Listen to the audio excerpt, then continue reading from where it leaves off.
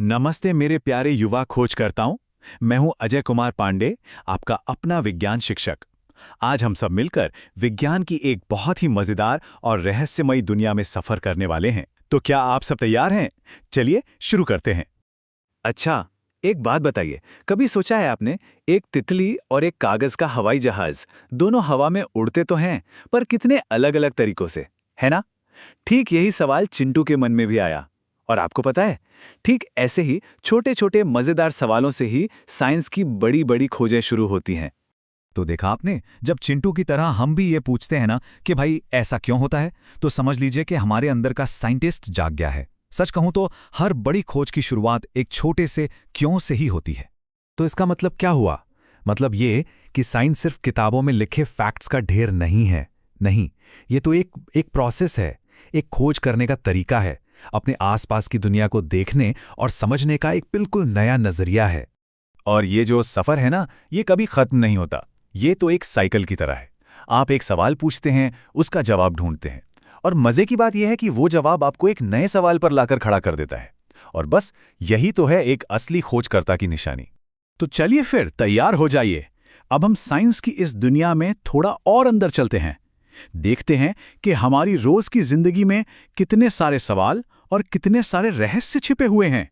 तो हमारी यात्रा का पहला स्टॉप केमिस्ट्री की दुनिया। और शुरुआत करेंगे घर के एक बहुत ही आम से उदाहरण से। कभी ध्यान दिया है, स्कूल यूनिफॉर्म पर हल्दी का पीला दाग लग जाए और जैसे ही उस पर साबुन लगाते हैं, वो लाल क्यों हो जाता है? सोचा है कभी? और सिर्फ हल्दी ही क्यों, ये भी तो सोचिए कि नींबू खट्टा क्यों लगता है, या इमली का स्वाद ऐसा क्यों होता है। अरे भाई, हमारा किचन तो जैसे एक साइंस लैब ही है ना मजेदार? चलिए अब केमिस्ट्री से थोड़ा आगे बढ़ते हैं और कदम रखते हैं फिजिक्स की दुनिया में। अच्छा, जरा सोचिए, एक छोटा सा बल्ब, उसको जलाने के लिए, उसे रोशन करने के लिए हमें क्या क्या चाहिए होता है? इस छोटे से एक्सपेरिमेंट से हमें क्या पता चलता है? यही कि कुछ चीजें, मान लीजिए लोहे की कील है या कॉपर का तार, वो तो बिजली को अपने अंदर से जाने देती हैं, लेकिन लकड़ी या प्लास्टिक का टुकड़ा वो बिजली को रोक देता है। और बस इसी तरह हम चीजों को उनकी प्रॉपर्टीज के हिसाब से अलग अलग ग्रुप्स में बांट सकते हैं। आपको पता है, हमारे आसपास जितने भी बदलाव या चेंजेस होते हैं, वो सब एक जैसे नहीं होते। कुछ बदलाव ऐसे हैं जिन्हें हम पलट सकते हैं। जैसे बर्फ पिघलकर पानी बन गई, तो हम उस पानी को वापस जमा कर बर्फ बना सकते हैं, है ना? लेकिन कुछ बदलाव ऐसे भी हैं जो परमानेंट है। जैसे एक बार कोई फल पक गया, तो क्या उसे वापस कच्चा कर सकते हैं?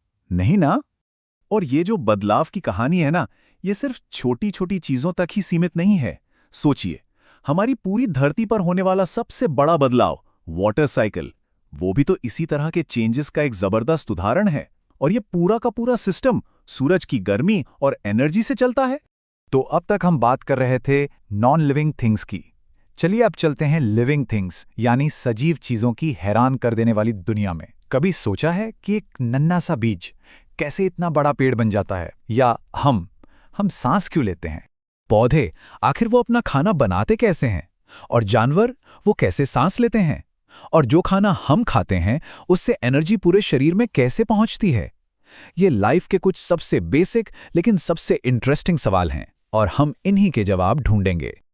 अच्छा, अब एक ऐसी चीज की बात करते हैं जिसे ना हम देख सकते हैं, ना छू सकते हैं, लेकिन हर पल महसूस करते हैं। जी हाँ, मैं बात कर रहा हूं समय की, टाइम की। आज तो हमारे पास घड़ियां हैं, लेकिन सोचिए, जब घड़ियां नहीं थीं, तब लोगों के मन में समय को नापने का आइडिया आया कैसे होगा? तो ये देखिए दुनिया की पहली घड़ी। कोई मशीन नहीं, सिर्फ सूरज की रोशनी और किसी चीज से बनने वाली उसकी परछाई। जैसे जैसे सूरज आसमान में चलता, परछाई की लंबाई और उसकी जगह बदलती जाती। और बस इसी के मूवमेंट को देखकर हमारे पूर्वजों ने समय का अंदाजा लगाना सीख लिया। कमाल है ना? और मजे की बात यह है कि ये जो परछाई का छोटा सा खेल है ना, ये सीधा जुड़ा है स्पेस में हमारी पृथ्वी की बड़ी बड़ी हरकतों से। हमारी पृथ्वी जो अपनी धुरी पर घूमती है, उसी से तो दिन और रात होते हैं। और कभी कभी तो चांद या पृथ्वी ही एक दूसरे पर इतनी बड़ी परछाई डाल देते हैं कि उसे हम ग्रहण कहते हैं। तो अब तक हमने देखा कि एक साइंटिस्ट दुनिया को कैसे देखता है, कैसे समझता है। तो अब बारी आपकी है, एक वैज्ञानिक की तरह सोचने की और अपने आसपास की दुनिया को एक नई नज़र से देखने की। देखिए, साइंस हमें सिर्फ क्यों और कैसे का जवाब ही नहीं देता, वो हमें हमारी जिम्मेदारी भी सिखाता है। हमें ये सिखाता है कि हम अपने घर यानी अपनी धरती का ध्यान कैसे रखें। क्योंकि जब हमें ये पता होता है कि हमारे कामों का हमारे पर्यावरण पे क्या असर पड़ रहा है, तभी तो हम बेहतर फैसले ले पाएंगे। तो देखा आपने, आज हमने साइंस के कितने अलग अलग और मजेदार हिस्सों की सैर की। चीजों की प्रॉपर्टीज से लेकर स्पेस के रहस्यों तक, और सबसे जरूरी बात, ये सब कुछ आपस में जुड़ा हुआ है। तो अब आपका पहला मिशन, आज ही अपने आसपास की दुनिया को एक साइंटिस्ट की नज़रों से देखिए। कोई भी एक चीज़ देखिए, उसके बारे में एक सवाल पूछिए और फिर सोचिए कि इसका जवाब कैसे ढूंढा जा सकता है। याद रखिएगा, हर बड़ी खोज की शुरुआत एक छोटे से सवाल से ही होती है।